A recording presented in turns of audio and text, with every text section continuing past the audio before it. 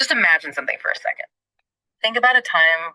I want you to just imagine something for a second. Think about a time when you've woken up from a truly terrifying nightmare. Oh, yeah. We've all been there. Right. You know the exact feeling, that freezing cold sweat.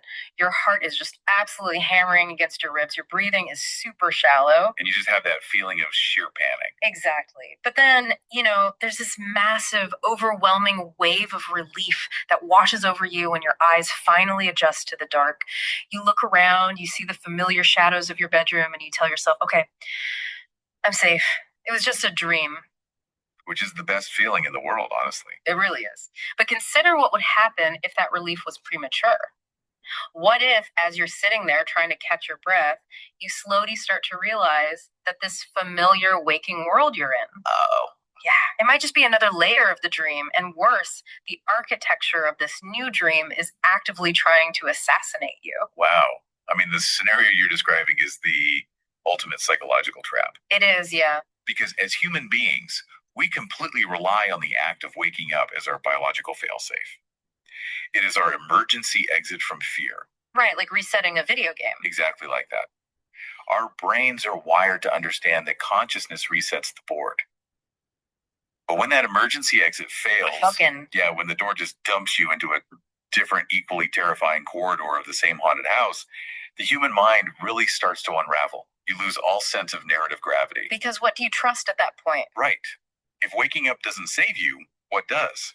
And that feeling of complete narrative freefall, that absolute loss of gravity, is exactly what we are exploring today.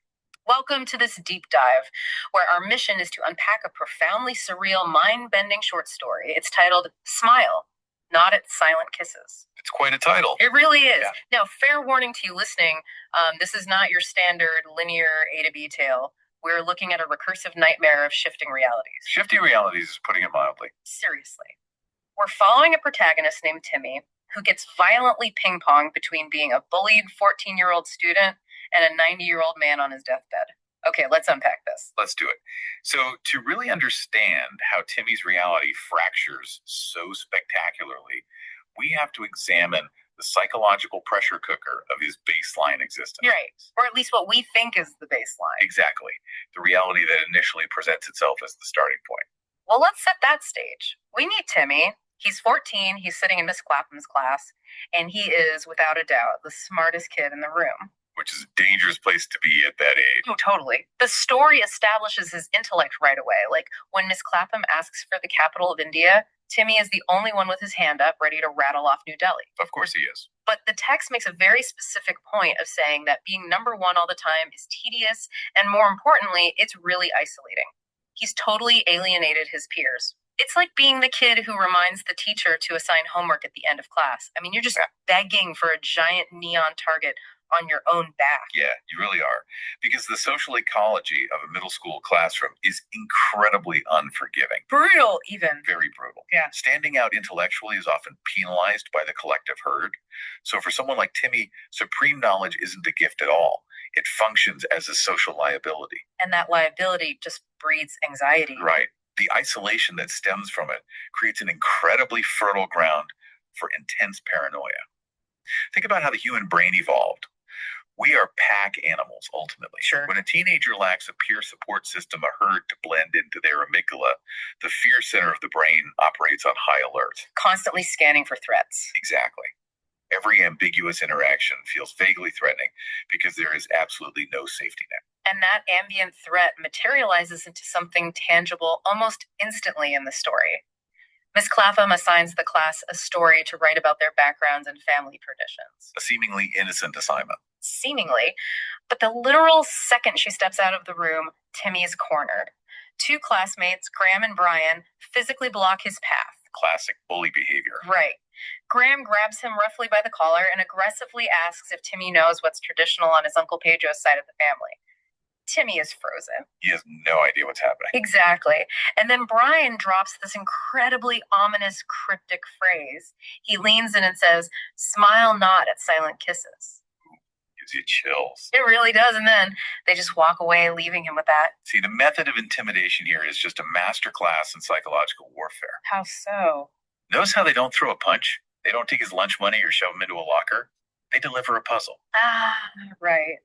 And for a highly intelligent, highly anxious brain like Timmy's, an unsolved puzzle is torture. In psychology, there's a concept known as the Zeigarnik effect. Wait, the what effect? The Zeigarnik effect. It dictates that people remember uncompleted or interrupted tasks much better than completed ones. Oh, wow. So they deliberately left it open-ended? Yes. By leaving the threat vague and poetic-like, smile, nod at silent kisses, they open a cognitive loop that Timmy's brain is biologically forced to obsess over. It's like an itch you can't scratch. Exactly. The ambiguity makes the threat infinitely more menacing than a black eye ever could. Well, he takes that open cognitive loop straight home. He is visibly shaken. The text actually notes his school collar is literally still scrunched up from where Graham grabbed him. That's a great detail. It really is. So he sits at the kitchen table, resting his heavy head on his wrist, and he asks his mother, Claire, what that bizarre phrase could possibly mean. She has an answer. Boy, does she. She casually drops a massive lore bomb on him that shifts the entire tone of the story. What's fascinating here is how the mother's innocent history lesson inadvertently provides the architectural blueprints for Timmy's spiraling paranoia. She gives him the worst possible context. Yes. Claire explains that the phrase goes all the way back to 1930s Prohibition-era mafia lore. She vividly describes a time when Timmy's own grandfather was young. Right, an era defined by Italian gangs, figures like Al Pacino. And the dangerous supply chains of forbidden alcohol. Mm-hmm. Yeah. Then she decodes the phrase itself. A silent kiss, she explains, was not some romantic gesture. Far from it. Far from it. In the syndicate, it was a gang lord's mark. It meant a target had been officially selected for assassination. Okay, but I have to push back on how Timmy processes this information because the leap in logic he takes is staggering. Oh, it's a huge leap. Okay. He hears the word assassinate and he immediately concludes internally that Brian and Graham are going to kill him. Not beat him up behind the bleachers, kill him. It escalates so fast. Put yourself in Timmy's shoes or, think back to when you were 14. Your bullies use a weird phrase. Your mom mentions it's from an old 1930s mafia tradition. Do you instantly assume two 8th graders have put a literal lethal mob hit on you over geography trivia? Logically, no. Right. I mean, I have to ask you, is this just the ultimate extreme of puberty-driven paranoia, or are we already seeing the very first crack in Timmy's reality? That's a really good question. Because it feels like when your brain takes a slightly weird look from a coworker in the morning, and by lunchtime, you've convinced yourself the company's going bankrupt, and you're being indicted for fraud. Yeah, your comparison to workplace catastrophic thinking is spot on.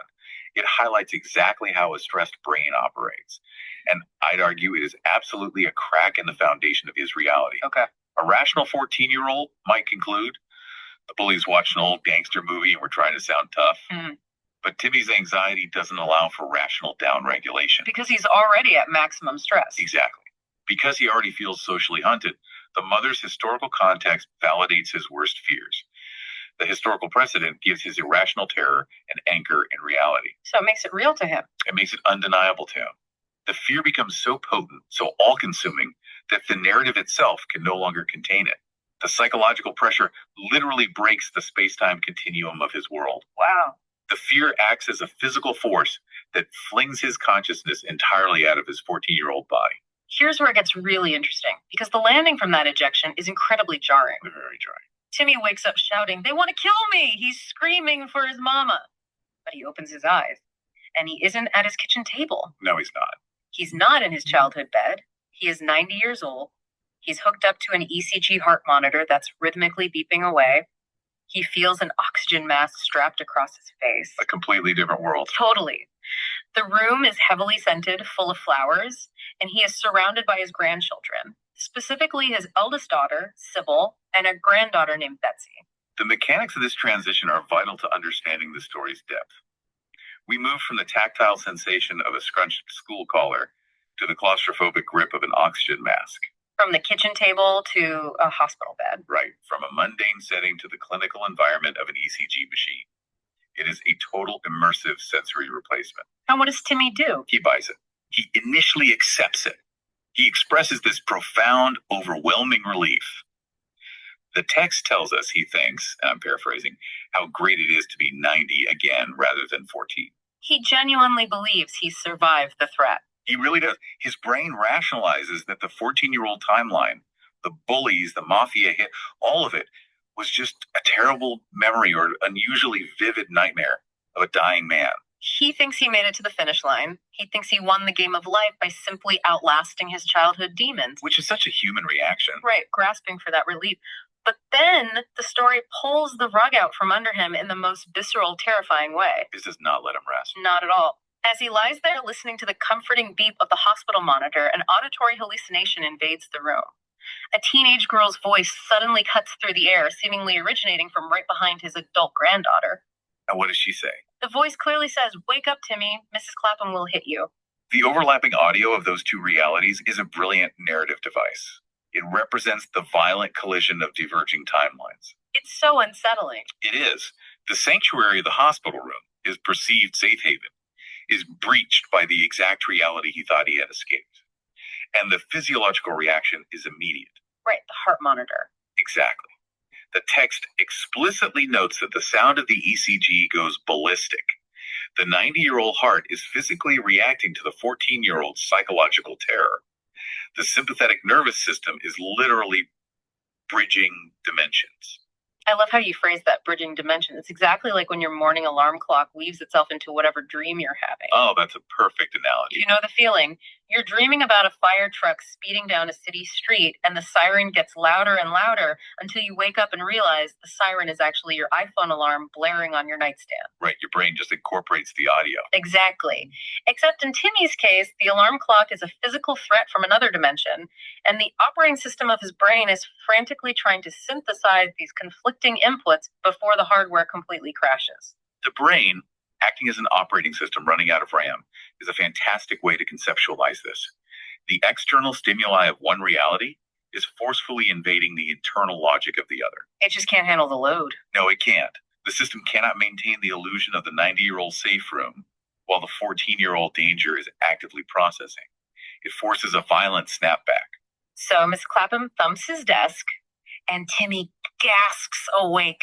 He's 14 again. He's back in the claustrophobic classroom. Right back where he started. Or so he thinks. Yeah, he's blushing furiously, trying to explain to the angry teacher that he accidentally fell asleep and was having this incredibly detailed, crazy nightmare about being an old man surrounded by grandchildren. But there's a catch. A huge catch. Because we as the reader, and you as the listener, need to grasp something crucial here.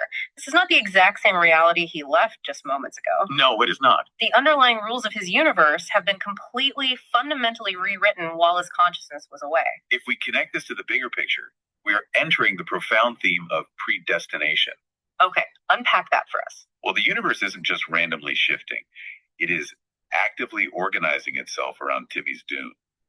When Timmy stammers about his dream of being an old grandfather, the girl sitting behind him, Jenny, leans forward and nudges him. Right. She whispers that his dream about being a grandpa was probably inspired by his visit to Grandpa Graham over the weekend.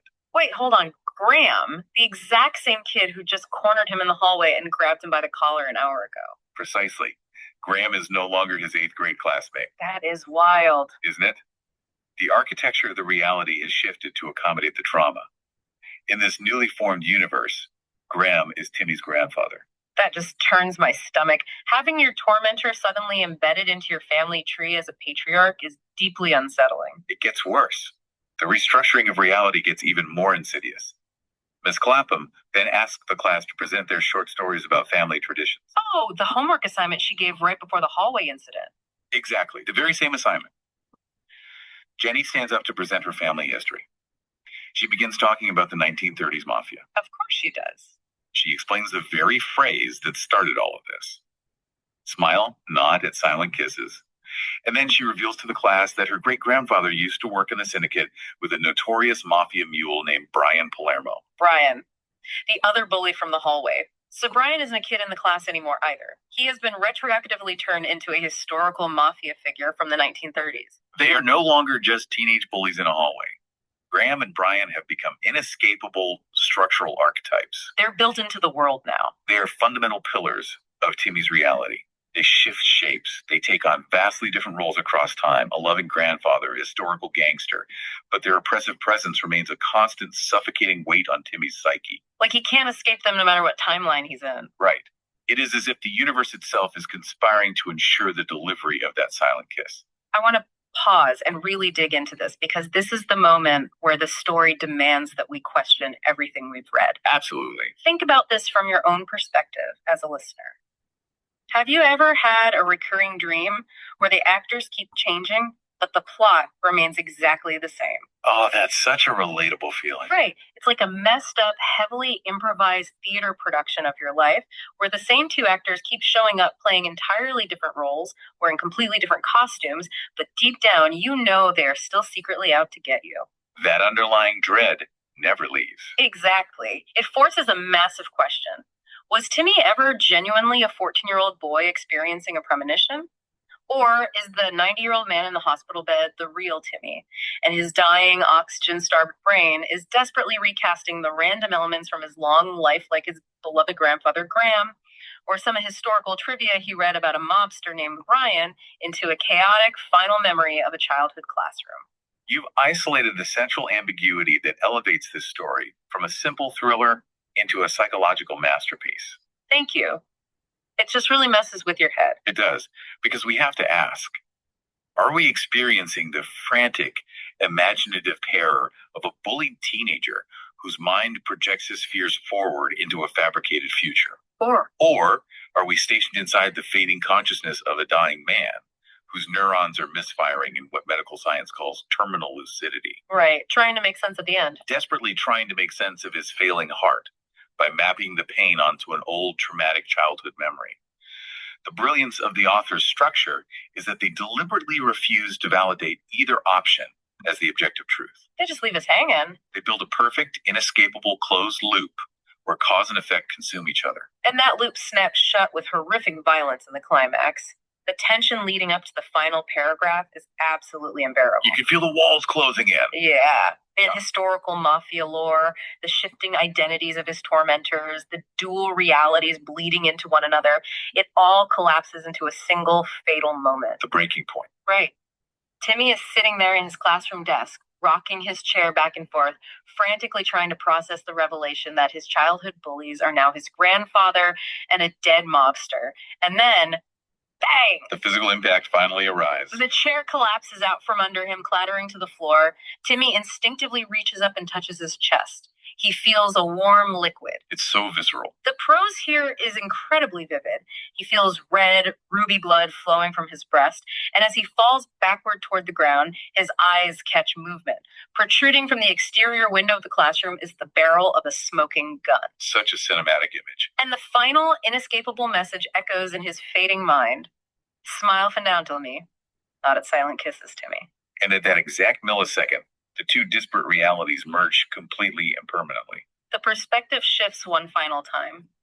The frantic ballistic beeping on the hospital ECG machine abruptly flatlines into a continuous drone, and the text delivers a devastatingly simple final sentence. Granted, Timmy, gone. Let's dissect the clinical precision of that merger because the execution is flawless. It really is perfect. The physical assassination occurring in the 14-year-old reality perfectly synchronizes with the biological death of the 90-year-old man. They map onto each other exactly. Yes.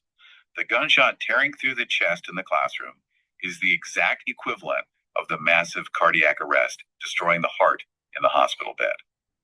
The sensation of warm ruby blood is the visceral experience of a failing organ. So he is murdered by his fear and he dies in both places at once. Exactly that. And returning to the philosophical debate about which timeline is the true reality, the genius of the ending is that it renders the question totally irrelevant. Because he dies either way. Right. The consequence is identical regardless of the origin point. Did a terrified 14-year-old die of a stress-induced heart attack, dreaming of a long life surrounded by grandchildren that he would never actually get to live? Or did a 90-year-old man die of natural causes, haunted to his very last breath by a childhood fear that finally, inevitably caught up with him? The mechanics of the death completely blur the line between a literal bullet and a biological failure. The silent kiss claimed him either way. The prophecy fulfilled itself by folding time and space on top of each other. Wow. So, what does this all mean for us? When you step back from smoking guns, the mafia hits, and the mind-bending time jumps, what are we really looking at in our own lives? It's a great question. I think for anyone listening, you can probably relate to the dangerous feeling of your brain taking a small, manageable anxiety and snowballing it into a massive life or death scenario. Go constantly. We all exist in an era of constant information overload. We all have those quiet 3 a.m. moments where a throwaway comment someone made to us during the day suddenly feels like a profound, inescapable doom. The 3 a.m. spirals are real. They are. Timmy's journey is a dark, terrifying mirror reflecting how the human mind processes fear. It shows how the brain can take a simple schoolyard taunt and a mother's innocent history lesson and construct an entire inescapable assassination plot out of them. It is a cautionary tale about how our minds can literally turn our anxieties into our ultimate fate. It really is. It serves as a profound testament to the sheer power of human belief. If you genuinely believe you are marked for a silent kiss, your reality will contort, bend, and break itself to ensure the kiss is delivered. That is so dark. But stepping back from Timmy's internal psychological collapse, this raises an important question, something that lies just outside the margins of the text, waiting to be noticed. I love when you find these hidden threads. What is it? Look closely at the staging of the very end of the story. The fatal shot rings out. Timmy falls. The text specifically tells us that there is a smoking gun protruding from the exterior window of the classroom. Right, the gun is coming from outside. Yes. Yeah. If we accept that Timmy's life is a completely closed narrative loop entirely contained and trapped between the four walls of his school classroom and the four walls of his hospital room, yeah, what exists outside that window? Who could possibly be standing on the exterior pulling the trigger? Oh, wow. That completely changes the geometry of the story. Consider the possibility that the exterior window represents the boundary of the story itself, the fourth wall. Wait, really? Think about it. In a narrative where archetypes constantly shift, where bullies become grandfathers and history bends to a script, perhaps the entity holding the smoking gun isn't a 1930s mobster or an 8th grade bully. Then who is it? Perhaps the assassin is the author. Or even more unsettling, perhaps the assassin is you, the reader. Us. Yes. By turning the final page, by reading the final words of the text, you are the one inevitably closing the book on Timmy's existence. Our mere act of finishing the story is what pulls the trigger. You, the listener, are the one delivering the ultimate silent kiss. That completely turns the concept of reading into a lethal weapon. If we are the ones pulling the trigger just by observing his story, I am definitely going to be kept awake tonight thinking about our own complicity in Timmy's fate. It's a heavy thought to end on. It really is. A massive thank you to you, our listener, for joining us on this deep dive into the shifting, terrifying, and brilliant world of Smile Not, Silent Kisses. The next time you wake up from a nightmare with a racing heart, take a second look around your room. Till next time, be careful what you dream and who might be standing right outside your window.